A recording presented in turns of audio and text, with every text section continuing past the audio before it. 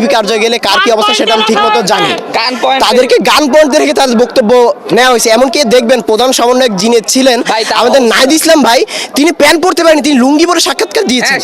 তো এই সাক্ষাৎকার আমরা মানি না।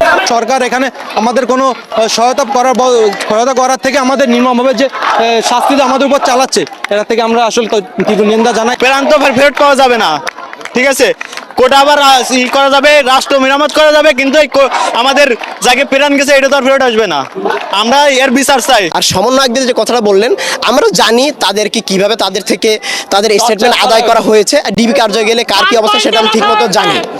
তাদেরকে গান পয়েন্ট রেখে তাদের বক্তব্য নেওয়া হয়েছে। এমনকি দেখবেন প্রধান সমন্বয়ক যিনি ছিলেন আমাদের নাহিদ ইসলাম ভাই, তিনি প্যান্ট পরতে পারেনি, তিনি লুঙ্গি পরে সাক্ষাৎকার দিয়েছেন। তো এই সাক্ষাৎকার আমরা মানি না। আমাদের ভাইদেরকে আসতে দেওয়া হচ্ছে না এখানে, আমরা সেটা মানবো না। আমাদের দাবি মানতে হবে, আমাদের 9 দফা দাবি সম্পূর্ণ মানতে হবে, না হলে আমরা রাজপথ ছাড়বো না।